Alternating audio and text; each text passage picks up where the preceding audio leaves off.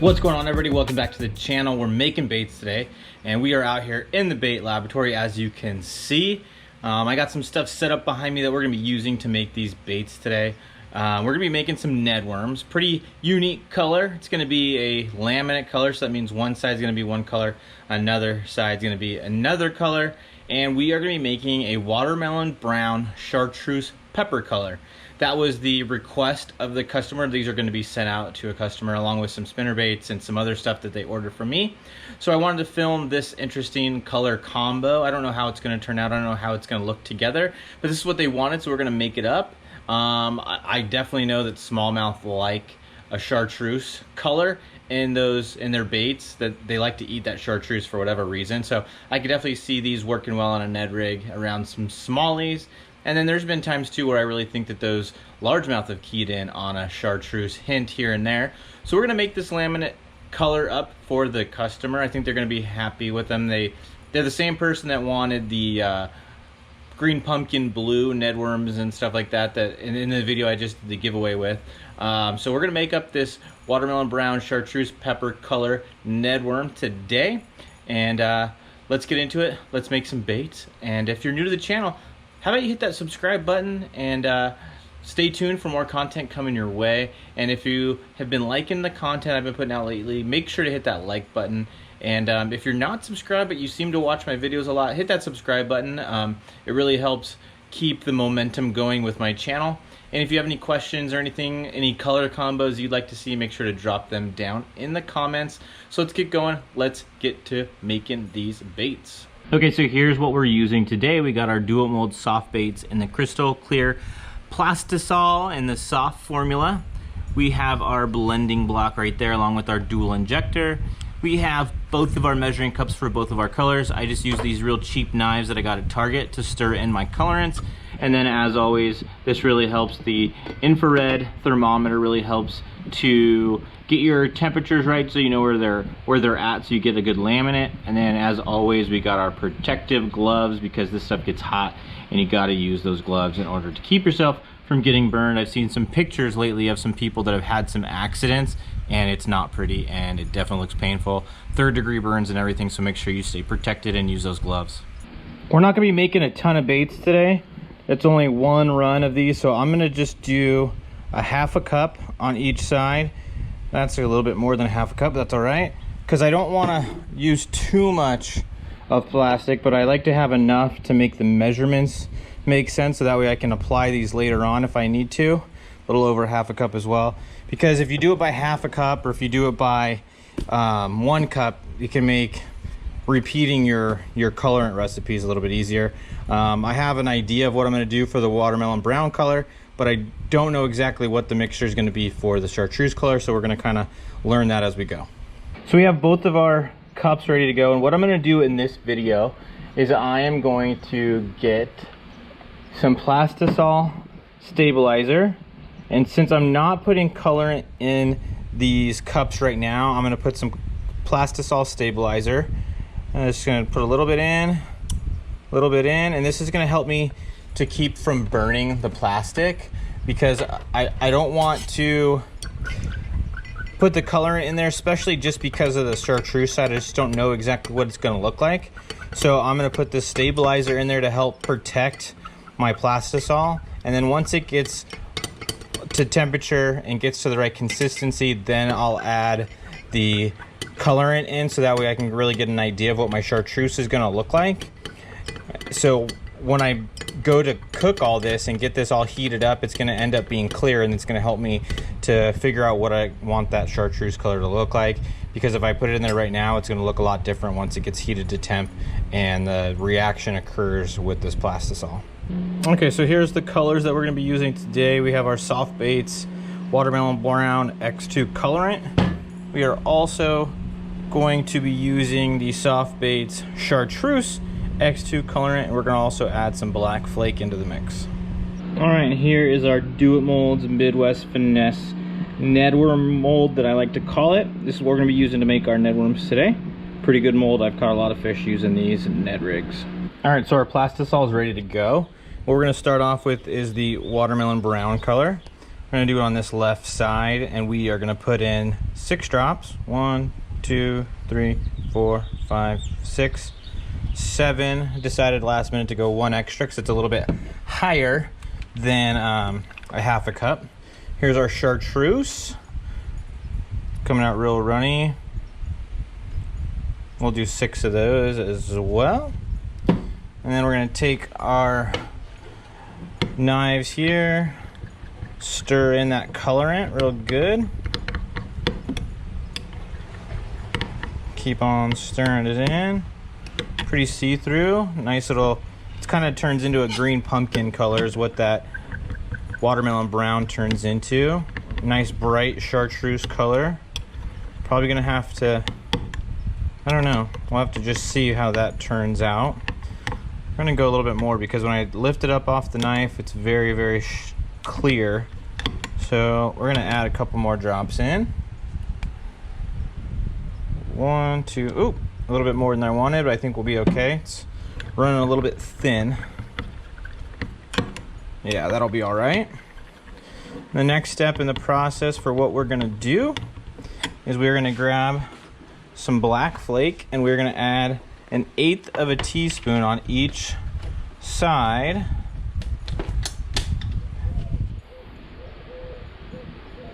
There we go. There's some right there.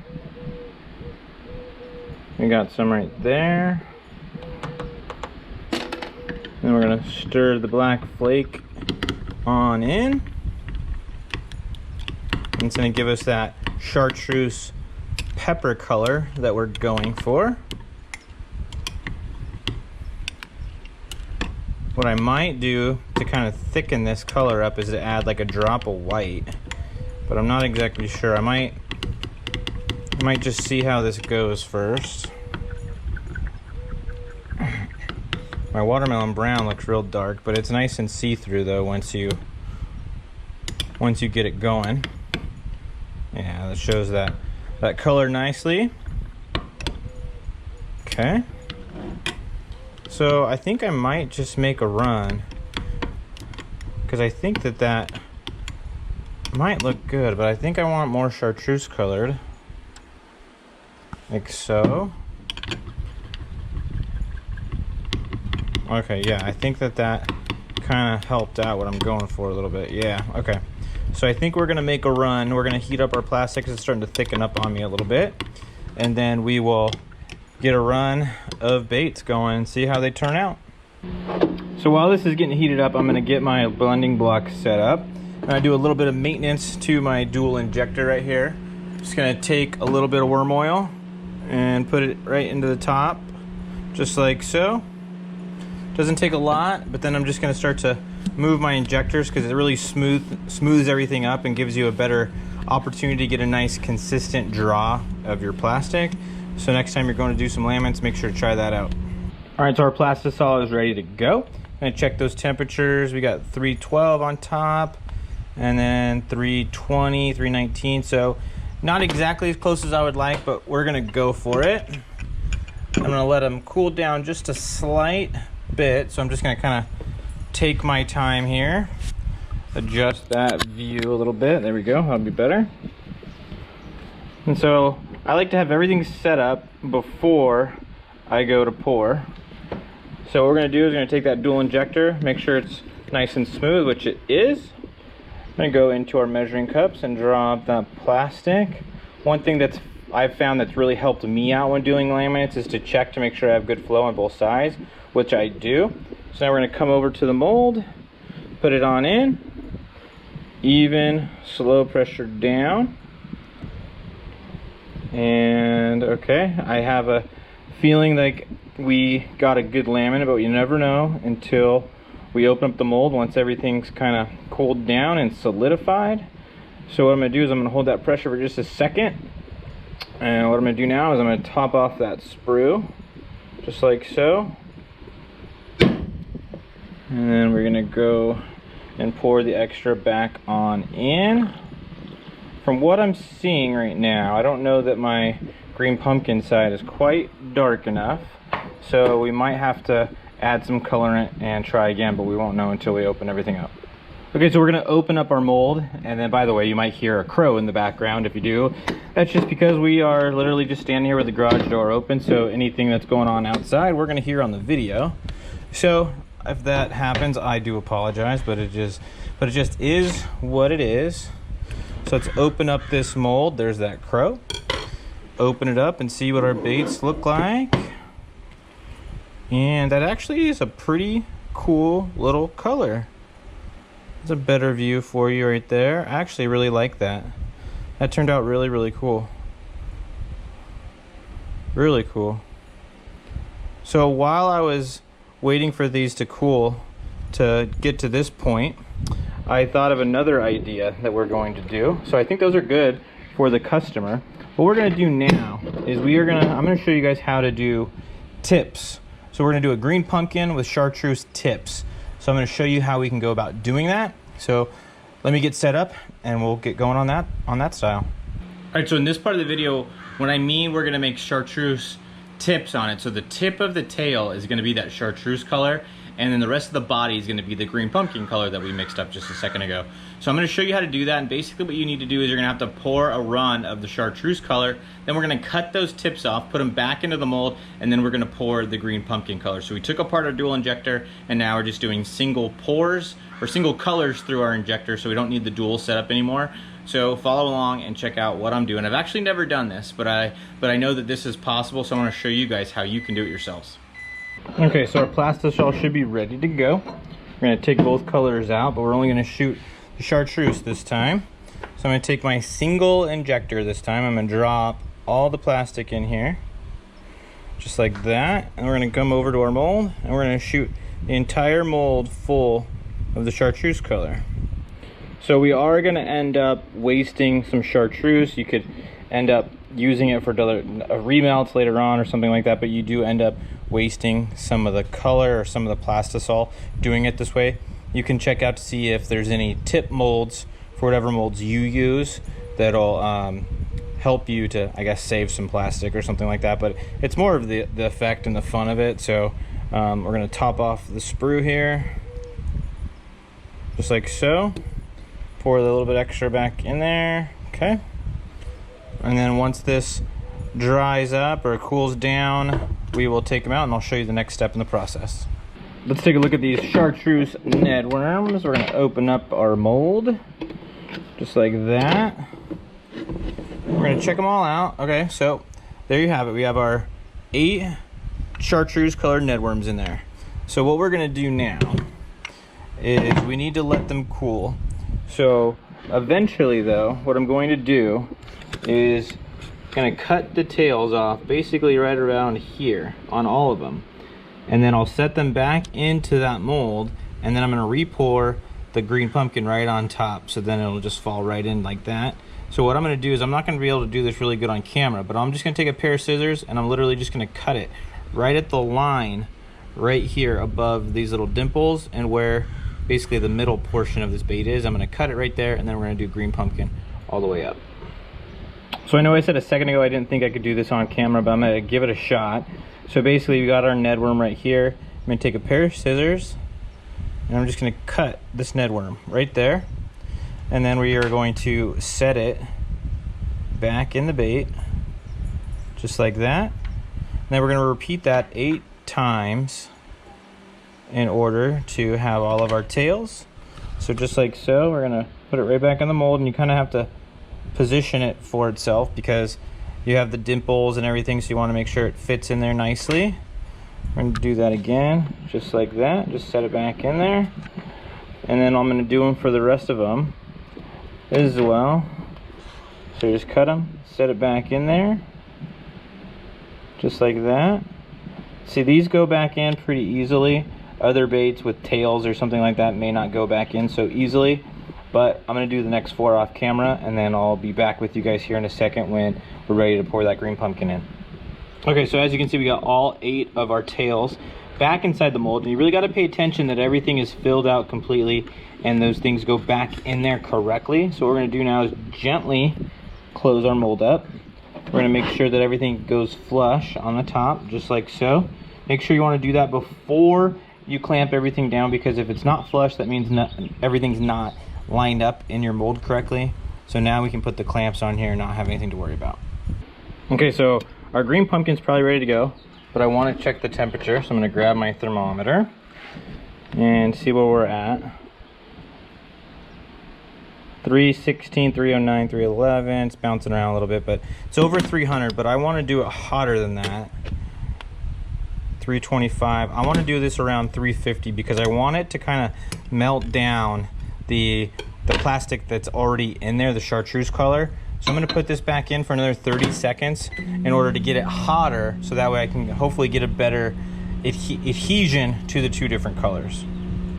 Okay, so we're going to give this a go. We got our green pumpkin nice and hot. We got our single injector right here. We're going to draw up our plastic just like so. We're going to come over to our mold. We're going to give some even pressure down, and then you're going to hold that pressure because you probably have some air in there. You're going to hold that pressure a little bit harder and a little bit longer than normal to really try to force these two colors to adhere to each other, because we don't want them to come apart. We don't want the bait to separate easily. So you're going to hold that pressure a little bit longer than normal, hold a little bit tougher pressure than normal, but not enough to give yourself a bunch of flashing, because you don't want that, because that's basically going to ruin your baits. So I'm just holding it. I'm just holding it. And I'm just going to kind of hold it as long as possible and then top off this sprue, because the nice thing is while I'm holding the pressure, any more plastic that's going to get sucked up is definitely going to come from the injector. Like when you top off your sprue, you can see that plastic get sucked down into that mold still. So that's not an issue when I'm doing this, because it's going to suck up that plastic from the pressure that I'm giving this mold already, all these baits in there. So I'm going to top off the sprue now, just like that. Put the extra back in my cup, and then hopefully here in a second we'll have some good looking baits. Okay, so we're going to check these baits out and see how they ended up. We're going to open up our mold here, just like so, and let's see how they did. They look pretty cool. It's exactly what I was going for. So there you have it right there. There's your baits. You've got those Ned worms just like so. It did exactly what I was hoping for. Pretty cool. Those smallmouth would definitely go after this and eat it. It looks like I got some good adhesion on those baits. So I definitely want to let these cool down and adhere to each other as best as possible, but I'm pretty happy with those. They look pretty cool.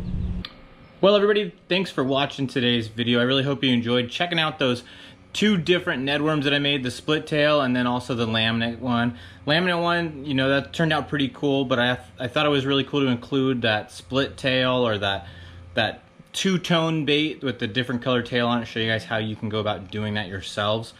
Just make sure that you keep it hot, you keep that pressure on there to make sure that those two different pieces of that bait adhere to one another, because if you don't, they could start to want to peel off from one another. So make sure to hold that pressure good and to hold it for a little bit longer than normal, and to heat that second color that's going on top of that tail a little bit hotter than you normally would, so that way it kind of really tacks that tail up and gets everything to adhere to each other nice and good. So again, I hope you enjoyed today's video. I hope you enjoyed watching me make some baits out here in the bait laboratory.